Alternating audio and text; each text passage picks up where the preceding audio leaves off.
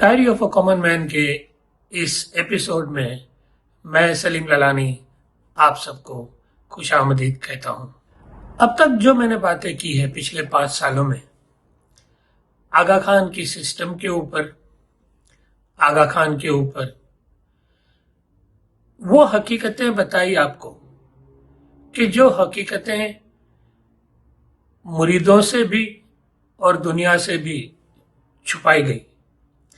उन हकीकतों को मैंने आपके सामने रखा सबूतों के साथ। आज जो मैं बात करने वाला हूं उसका ताल्लुक आगा खान की सिस्टम से तो है ही है, लेकिन ये एक यूनिवर्सल बात भी है। यूनिवर्सल किस तरह, वो हम देखेंगे। टॉपिक है ब्लाइंड फेथ। इंडिया में हम इसको अंधविश्वास बोलते हैं और उर्दू में शायद हम ये बोलेंगे कि अंध एतमाद। किसी पे अंधा होकर एतमाद करना, क्या ये फायदे की बात है कि नुकसान की बात है? आज के एपिसोड में हम ये बात एक दो कहानी के जरिए से आपके सामने रखेंगे। मुझे याद आ रहा है, आज से शायद 35 साल ये पुरानी बात है। हमारे सिडनी जमात खाने में एक बुजुर्ग हुआ करते थे, उनका नाम था वीरानी साहब। उनका पहला नाम मैं भूल गया, लेकिन उनकी सरनेम वीरानी थी और उन्होंने अपनी जिंदगी में आगा खान की इतनी सेवा की थी, उनकी कम्युनिटी की इतनी सेवा की थी कि उनको खिताब मिला था आलीजा। उनको हम आलीजा कहते थे। अब उनका बेटा करीम वीरानी, उसको भी मुझे लगता है कि कोई टाइटल तो है, लेकिन मैं भूल गया हूं अगर कोई टाइटल है कि नहीं है। लेकिन बहरहाल करीम ने भी बहुत सेवा की, खासकर रिलीजियस एजुकेशन में, तरीका बोर्ड में। उसने बरसों बरस लगाए मौला की खिदमत में, और उसके साथ में मैंने भी बहुत साल काम किया। लेकिन हम बात करते हैं करीम के वालिद साहब की। इतनी सेवा उन्होंने की, इतना नाम भी मिला, टाइटल भी मिला, लेकिन अंजाम क्या हुआ? दोनों पैर काट लिए गए। क्यों? डायबिटीज। वो रोजाना हर इस्माइली की तरह ये दुआ मांगते थे कि या नूर मौलाना हाजिर इमाम, हमको अच्छी सेहत अता फरमा। अच्छी सेहत तो दूर की बात, लेकिन दोनों पैर काट लिए गए। ये किसी के साथ भी हो सकता है। मैं ऐसे नहीं कहता हूं कि उन्होंने आगा खान को माना तो दोनों पैर कट गए।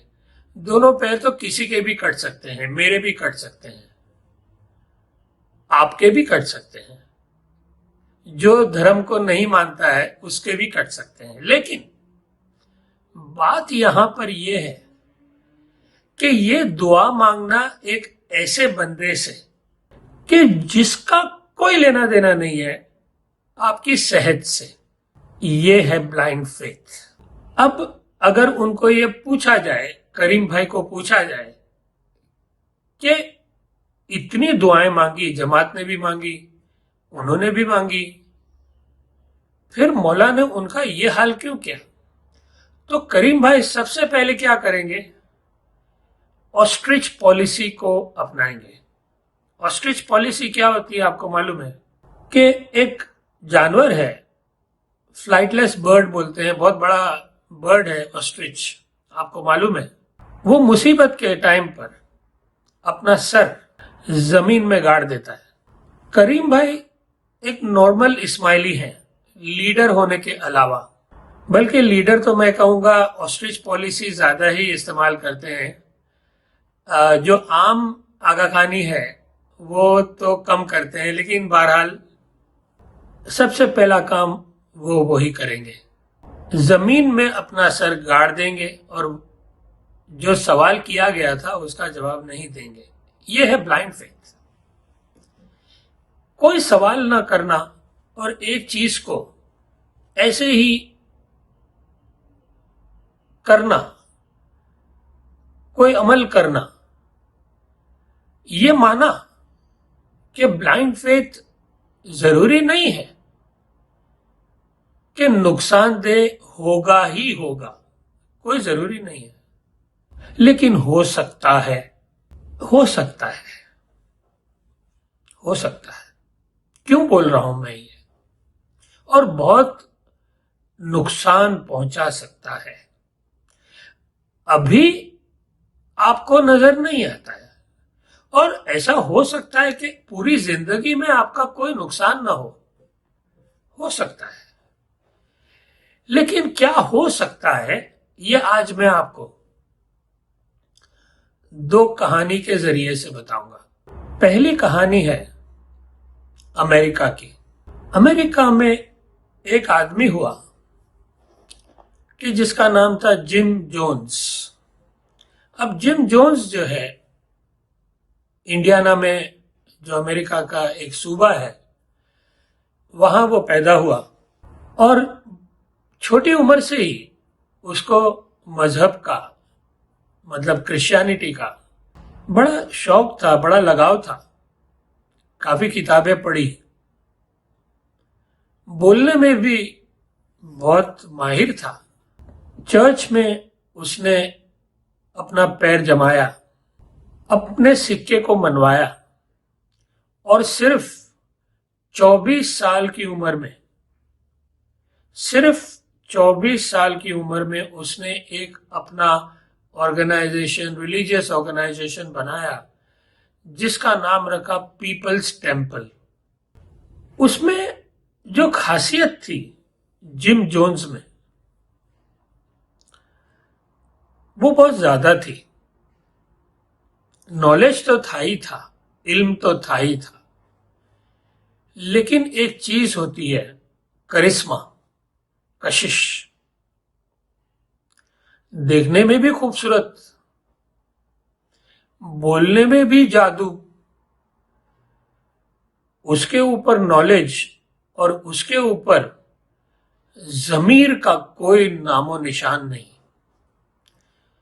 ये रेसिपी हो गई एक कल्ट लीडर की। करिश्मा, नॉलेज, दिखने में अच्छा खासा, जिसकी कम्युनिटी में इज्जत हो और जमीर का कोई नाम नहीं, कॉन्शियंस का कोई नामो निशान नहीं। ये था जिम जोन्स। अब उसने ये ऑर्गेनाइजेशन तो बनाई जो एक कल्ट था। उसमें उसने ड्रामे भी किए। ड्रामे कैसे? लोगों को मनाने के लिए। ये मैं बोलना भूल गया आपको कि एक वक्त ऐसा आया उसके करियर में, अर्ली करियर में, कि जहां पर उसने ये मनाना शुरू कर दिया लोगों को कि मैं ही वो जीसस क्राइस्ट हूं जिसका आप इंतजार कर रहे हो। अब जीसस क्राइस्ट की एक खासियत क्या थी आपको मालूम है? कि वो बीमार को अच्छा कर देते थे और मुर्दा को जिंदा कर देते थे। इसने भी बीमार को अच्छा किया। अच्छा किया मतलब इन्वर्टेड ब्रैकेट्स में, और मरे को जिंदा किया। इसकी एक मिसाल देता हूं आपको। एक हॉल है बहुत बड़ा, उसमें हजारों लोग हैं और उन सब के सामने वो एक मुरीद के तरफ हाथ करता है, इशारा करता है और कहता है कि मुझे मालूम है कि तुम बीमार हो। तो वो मुरीद रोते रोते बोलता है कि हाँ मैं बीमार हूं, लेकिन आपको कैसे पता चला? वो कहता है वो रहने दो, लेकिन तुम यहां स्टेज पे आओ। स्टेज पे आता है, उसको पूछता है मुझे ये भी मालूम है कि तुमको कैंसर है।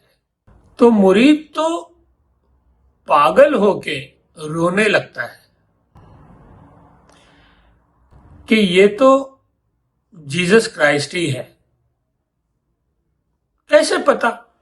लेकिन अभी खेल खत्म नहीं हुआ है, अभी तो शुरू हुआ है। फिर उसको बोलता है कि तुझे कैंसर कहां है ये भी मुझे मालूम है, तेरे गले में कैंसर है, गांठ है।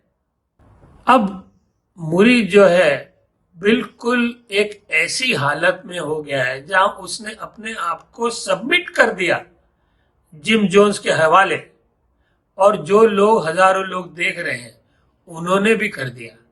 लेकिन अभी जिम जोन्स का खेल खत्म नहीं हुआ है। जिम जोन्स बोलता है कि तेरे लिए खुशखबरी है,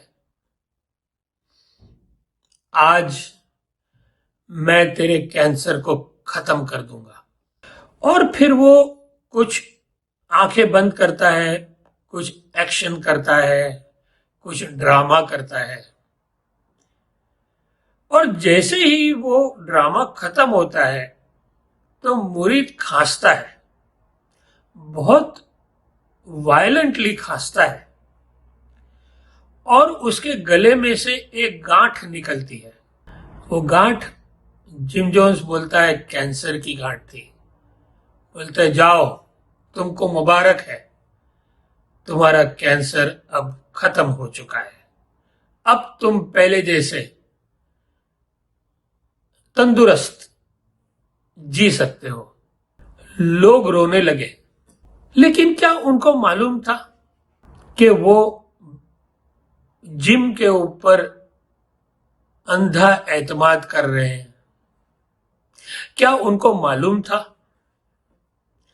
कि वो जो ऑडियंस में जिसको बुलाया गया स्टेज के ऊपर वो कोई और नहीं था बल्कि जिम का अंदर का आदमी था? क्या लोगों को यह मालूम था कि उसको कोई कैंसर नहीं था? उसने अपने गले में चिकन का जो गिबलेट होता है उसको रखा था और एंड में उसने उस गिबलेट को खांस दिया। लेकिन लोगों ने क्या किया? जो उनको दिखाया गया, जो उनको कहा गया, उसको मान लिया। क्या आगा खानियों में ये नहीं होता है? उसको कहा जाता है कि मौला तो तुम्हारे लिए दिन रात काम करता है। क्या उनको मालूम है मौला क्या करता है? नहीं। क्या उन्होंने देखा मौला क्या करता है? नहीं। वो कहते हैं कि मौला तुम्हारे लिए दुनिया भर में लोगों को हेल्प कर रहा है, उनकी ह्यूमन कंडीशन को अच्छा कर रहा है। आपने देखा वो क्या करता है? नहीं देखा। आपने ये कहा कि मौला ने हमको सब कुछ दिया, आपको समझ में आता है कि उसने कुछ भी नहीं दिया, आपने दिया जमात खाने में। आपको ये समझ आता है? नहीं आता है। इसको ब्लाइंड फेथ कहते हैं। लेकिन ये ब्लाइंड फेथ जो है,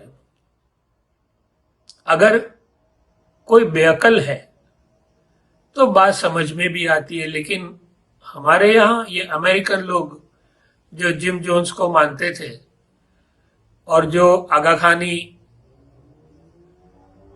खान को मानते हैं, ब्लाइंड फेथ रखते हैं वो बहुत ही एजुकेटेड लोग हैं। लेकिन यही तो बात है, यही तो कमाल है ह्यूमन ब्रेन का, कि इसको मैनिपुलेट किया जा सकता है और उसमें एजुकेशन भी काम नहीं आता है। एक अनपढ़ आदमी को भी इसी तरह बेवकूफ बनाया जा सकता है जिस तरह पढ़े लिखे को बनाया जाता है। लेकिन बहरहाल मैं बात यह कर रहा हूं कि क्या नुकसान है ब्लाइंड फेथ रखने में। हम जिम जोन्स की कहानी पे आगे चलते हैं और देखते हैं कि नुकसान हुआ कि नहीं हुआ। अब कैंसर ठीक हो गया, लोगों ने अपनी आंखों से देखा, ईमान आ गया, अंधविश्वास ब्लाइंड फेथ आ गया। अब जिम जो बोले, जीसस क्राइस्ट जो बोले वही करना है, क्योंकि वही तो आसमान से उतर के आया है हमको बचाने के लिए। धीरे धीरे उसने लोगों पे कंट्रोल करना शुरू किया और ह्यूमन अब्यूजेस के किस्से धीरे धीरे बाहर आने लगे। गवर्नमेंट को पता चला और गवर्नमेंट में बातें होने लगी कि इसके बारे में कुछ करना चाहिए। और ये बात कि जो गवर्नमेंट कर रही थी, ये बात जिम जोन्स की जो इंटेलिजेंस है, उसका जो इंटेलिजेंस डिपार्टमेंट था, उनको पता चली कि गवर्नमेंट कुछ ना कुछ करने वाली है। उसने क्या किया कि अपने मुरीदों को एक दिन जमा किया और ये कहा कि गवर्नमेंट जो है हम पर अटैक करने वाली है। अटैक मतलब फिजिकल अटैक, क्योंकि वो हमको गलत समझती है।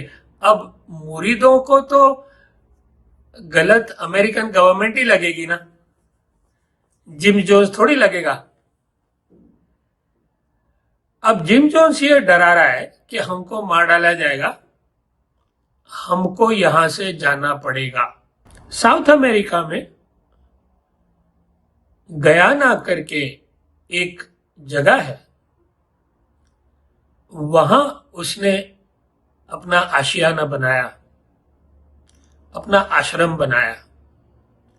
एक जगह है गयाना में जिसका नाम है जॉर्ज टाउन। आगे जाके वो जॉर्ज टाउन जिम जोन्स के नाम पे पड़ गया, आज उसको जोन्स टाउन कहा जाता है।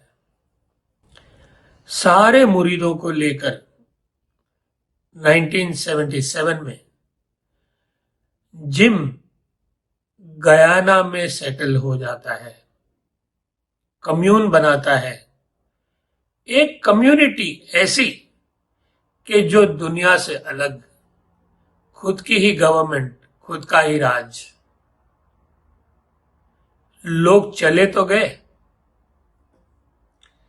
लेकिन क्या उनको मालूम था कि वो क्या करने जा रहे हैं? उनको मालूम था कि वो जा तो रहे हैं जिंदा, लौटेंगे कभी नहीं। क्या मालूम था? नहीं मालूम था। जिम जोन्स के अलावा उनको कुछ नजर नहीं आता था। अब वो गए गयाना में। गयाना में जाने से इमीडिएटली बाद जिम जोन्स ने अपना कंट्रोल शुरू किया। सारे पैसे जो लेकर आए थे घर बार बेचकर, उसने कहा तुम करोगे क्या? तुम जो है कि यहां मुझे दे दो, मैं अच्छे काम करूंगा। जय आगा खान वाला स्टाइल। सबने दे दिए एक सवाल किए बिना। और क्यों न दे भाई, क्यों न दे? आखिर वो सब जिम जोन्स उनको जन्नत में लेके जाने वाला था। अब ये पैसे बढ़े कि जन्नत बढ़ा, आप बताइए मुझे। सब पैसे दे दिए जैसे आगा खान ही देते हैं। अब पैसे तो आ गए, एक चीज मैं आगा खान की तारीफ करूंगा, कम से कम जो पिछले 3 या 4 इमाम हुए उसकी मैं बात करूंगा कि उन्होंने अपने मुरीदों को सेक्सुअली अब्यूज नहीं किया, और अगर किया हो तो मुझे मालूम नहीं, कोई ऐसा रिपोर्ट भी नहीं आया। लेकिन मुझे नहीं लगता है कि उसकी कोई जरूरत भी पड़ी होगी, क्योंकि उनको गोरी औरतें ज्यादा अच्छी लगती थी। उसकी बातें हम कर चुके हैं। बहरहाल जिम जोन्स ने अपने मुरीदों को सेक्सुअली अब्यूज करना शुरू कर दिया। धीरे धीरे लोगों को पता चलने लगा कि वो एक कैद में आ चुके हैं। और वो कंफर्म कब हुआ पता है? कंफर्म कब हुआ पता है आपको? जब कुछ लोगों ने बोला कि हमको अमेरिका वापस जाना है, अपने घर नहीं जाने दिया। उसकी खुद की एक आर्मी थी, मशीन गन लेके खड़े थे, नहीं जाने दिया। बात उड़ती उड़ती पहुंची अमेरिकन गवर्नमेंट तक, और 1978 में लियो रायन एक कांग्रेसमैन था। गवर्नमेंट ने उसको अपॉइंट किया कि भाई गयाना जाकर देखो तो सही कि क्या हो रहा है। अपनी एक टीम को लेकर लियो गयाना के लिए निकलता है, और ये टीम में गवर्नमेंट के ऑफिशियल्स भी हैं, लॉ इन्फोर्समेंट के ऑफिशियल्स भी हैं, और जो लोग गयाना में फंसे हुए हैं उनके कुछ रिश्तेदार भी हैं, उसमें मीडिया भी है। ये पूरी टीम को लेकर लियो निकलता है अमेरिका से और गयाना पहुंचता है। वहां जाके वो जो देखता है उसके पैरों तले जमीन खिसक जाती है। क्यों? क्योंकि वहां पर वो कुछ लोगों से मिलता है और वो लोग उसको हॉरर स्टोरीज सुनाते हैं। अब जब जिम को पता चलता है कि ये लोग जो है कि हमको यहाँ पर खत्म करने के लिए आए हुए हैं, और जो रिपोर्टर आए हुए हैं वो हमारी रिपोर्ट अमेरिका में देंगे और अमेरिकन गवर्नमेंट हम पे हमला करेगी, उन्होंने प्लान शुरू कर दिया बनाना कि हमको ये लियो रायन को और उसकी टीम को मार डालना है। ये बात लियो को पता चल जाती है और वो खुफिया तरीके से वहां से भागता है अपनी टीम को लेकर एयरपोर्ट की तरफ। लेकिन इसके गार्ड्स रात के अंधेरे में वहां पहुंच जाते हैं और फायरिंग शुरू कर देते हैं। उसमें लियो अपनी जान से हाथ धो डालता है। उसके साथ 5 लोग और मारे जाते हैं, लेकिन कुछ लोग जंगल में भाग जाते हैं और गायब हो जाते हैं, और कुछ लोग अमेरिका सेफली पहुंच जाते हैं। जब जिम को पता चलता है कि कुछ लोग अमेरिका के लिए रवाना हो गए हैं, उसको ये मालूम था कि वहां जाकर ये लोग हमारी शिकायत करेंगे अमेरिकन गवर्नमेंट से, और उन्होंने जो भी जुल्म होते हुए देखा है गयाना में, उसकी बातें अमेरिका में होगी और अमेरिकन गवर्नमेंट जो है कि कार्रवाई करेगी और अटैक करेगी इसकी कम्युनिटी पे। तो उसको इस प्रॉब्लम में से निकलने का कोई रास्ता नजर नहीं आया, और उसके चलते जिम ने एक फैसला किया जो बहुत ही खतरनाक फैसला साबित हुआ। उसने ये सोचा कि अब वक्त आ गया है कि सारी कम्युनिटी को ही खत्म कर दिया जाए। ये कैसे? तो उसने लेकर कम्युनिटी को जमा किया और एक फरमान किया कि पूरी दुनिया हमारी दुश्मन हो चुकी है और हमारा वक्त आ गया है जन्नत जाने का। तो मैं आपको कहता हूं कि सब मेरे पे यकीन रखो, मेरे पे ईमान लाओ, और मैं ये कहता हूं कि ये ड्रिंक मैं आपको जो दे रहा हूं वो पी लो। ये ड्रिंक में उसका नाम था फ्लेवर एड, जो एक सॉफ्ट ड्रिंक होती है अमेरिका में, कम से कम उस जमाने में थी। उसमें उसने साइनाइड, जो बहुत ही खतरनाक जहर होता है, उस जहर को मिला दिया और वो ड्रिंक अपने हर एक मुरीद, बड़े बूढ़े, बच्चों, जवान, सबको दे दी। जो अंधभक्त बहुत हाई लेवल के थे, जैसे हमारे जमात खाना में भी होते हैं भगत, उनको कुछ भी बोल लो उनको बम्पर जाता है, उनको खाली मौला दिखता है। इसी तरह उनको भी जिम दिखता था और उसकी बातें दिखती थी। अगर उसने बोल दिया कि भाई ये ड्रिंक पीने से जन्नत में जाओगे तो पी लेगा, कोई इश्यू नहीं है। लेकिन उस कम्युनिटी में ऐसे भी लोग थे कि जिन्होंने वो जहर पीने से इनकार किया, उनको जिम की आर्मी ने शूट कर दिया। बाकी लोगों ने, जिन्होंने जहर पिया, कुछ लोगों को साइनाइड का इंजेक्शन दिया गया। भाइयों और बहनों, उस दिन अंधे ईमान की वजह से 900 जाने गई, उसमें 300 बच्चे थे। आखिरकार जिम अपने कमरे में जाता है, रिवॉल्वर निकालता है, अपनी कनपट्टी पे रखता है और अपने आप को शूट कर देता है। इस तरह से पूरी कम्युनिटी खत्म हो जाती है। इसमें से हमने सीखा क्या? जिम को क्या चाहिए था? शोहरत, पैसे, सब मिल गया। अंजाम क्या हुआ? सुसाइड। लेकिन चलो, वो तो अपने मकसद पे काम कर रहा था ना, उसको शोहरत चाहिए था, पैसे चाहिए थे, ये सब मिला। लेकिन उन मासूमों का क्या? खास तौर पर उन 300 बच्चों का क्या? आप मुझे बताइए, क्या गुनाह किया था उन्होंने? उनका गुनाह कुछ भी नहीं था।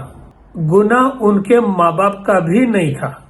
उनके माँ बाप से ये गलती हो गई कि उन्होंने एक आदमी की बातों में आकर अपने आप को उसके हवाले कर दिया। ये गुनाह हो गया। उसमें उनकी तो जान चली गई, लेकिन उनके प्यारे जो छोटे छोटे बच्चे थे, कुछ तो दूध पीते हुए बच्चे, आप सोचो 2 मिनट के लिए, जब वो दूध पीते हुए बच्चों को जब मरते हुए देखा होगा उनके माँ बापों ने, तो क्या बीती होगी? आप सोचिए, क्या ये मजाक है? मैं इतने सालों से आपकी आंखें खोलने की कोशिश कर रहा हूं। मुझे गालियां मिली, मुझे बुरी बुरी कमेंट्स मिली, सहारा भी कोई खास किसी ने दिया नहीं। कोई बात नहीं, कोई बात नहीं। लेकिन अगर मैंने कुछ लोगों को भी बचा लिया है, जो ऐसा हुआ है, मैं शुक्र करता हूं। आज शुक्रिया आपका और काफी लोगों का करता हूं कि खासकर जिन लोगों ने मेरी बात सुन ली और सिस्टम में से बाहर निकल के आ गए, और जो लोग अभी भी हैं और पैसे नहीं दे रहे हैं, वो सबका मैं शुक्रिया अदा करता हूं। हजारों की तादाद में है, मुझे मालूम है, लेकिन मैं और भी ज्यादा लोगों को बचाना चाहता हूं। और ये वीडियो बहुत ही अहम है, बहुत अहम है। तो इसीलिए मैं आपको कहूंगा कि आप ये वीडियो को ज्यादा से ज्यादा शेयर करें अपने दोस्तों के साथ, और खासकर इस्माइलियों के साथ जो अंधविश्वास में, अंधे ईमान में, ब्लाइंड फेथ में फंसे हुए हैं। अब आप मुझे जो सुनने वाले मेरे हैं, खासतौर मेरे इस्माइली भाई, आगा खानी भाई और बहन, वो तो ये कहेंगे ना कि हाँ, लेकिन ये जो जिम जोन्स के साथ हुआ वो हमारे यहाँ थोड़ी होता है, हमारा तो ईमान सच्चा है। तो सुन लो, क्या जिम जोन्स उनके लिए झूठा था? क्या जिम जोन्स में वो करिश्मा नहीं था जो आगा खान में था? ये वाले में तो करिश्मा नहीं है, 5वें में, चौथे में था। जो चौथे वाले में था करिश्मा, वो करिश्मा जिम जोन्स में भी था। जिम जोन्स जो बोलता था वो करते थे, जिस तरह आप करते हो ना, आगा खान जो बोलता है ऐसे ही था। आपके ईमान में उसके ईमान में कोई फर्क नहीं, बल्कि मैं कहूंगा उनका ईमान जिम जोन्स पे ज्यादा था बनिस्बत के आपका ईमान आगा खान के ऊपर। उसकी वजह मैं बताता हूँ। सैकड़ों लोगों ने जिम जोन्स के कहने पे जहर पी लिया, कुछ लोग थे जिन्होंने नहीं पिया, लेकिन काफी लोगों ने पिया। आप पियोगे? मुझे नहीं लगता है। जिस तरह से मैं इस्माइलियों को, आगा खानियों को जानता हूँ, इनकी रग रग से मैं वाकिफ हूँ, ये नहीं पिएंगे। ये इमाम को भी धोखा देके भागेंगे। ये ऐसे लोग हैं, इनको सिर्फ और सिर्फ सोशल क्लब चाहिए और कुछ नहीं चाहिए। इनका ईमान भी धोखा है और इमाम को भी ये बात मालूम है कि इनका ईमान मेरे पे नहीं है, इनका ईमान है सोशल क्लब पे। अभी सोशल क्लब को निकाल दो, देखो कितने लोग आते हैं जमात खाने। बहरहाल इस्माइल ये कहेंगे ना, नहीं हमारे यहाँ ऐसा नहीं होता है। हाँ, अभी रिसेंट हिस्ट्री में नहीं हुआ है, लेकिन आप ईरान चले जाओ 1000 साल पहले, हसन बिन सबा याद है आपको? अंधा ईमान उस पे लाए थे, उसको फिदाई कहते हैं। आज भी आप फिदाई हो ना? फिदाई का मतलब अंधा ईमान, फिदा हो जाना किसी के ऊपर, आगे पीछे ऊपर नीचे कुछ नहीं देखना है, कूद जाना है। जैसे हसन बिन सब्बा ने पहाड़ पे से लोगों को कहा कूद जाओ, कूद गए उसके मुरीद, ये होता है। फिर उसने उसके मुरीदों को कहा, खासकर जवान मर्दों को, कि जाओ मार्केट में और फला का गला काट के आ जाओ। आ जाओ का मतलब ये नहीं वापस आ जाएंगे, नहीं आए। कैसे आएंगे? किसी का गला बाजार में काटा है, कोई सब्जी खरीद रहा है, कोई तरकारी खरीद रहा है, उसका आपने गला काट दिया, पब्लिक आपको छोड़ेगी? नहीं छोड़ेगी, और नहीं छोड़ा। उसने काटा लोगों का गला, जो फिदाई था हसन बिन सब्बा का, वो फिदाई लोगों ने लोगों के गले काटे, उनका भी गला कटा वहीं पर।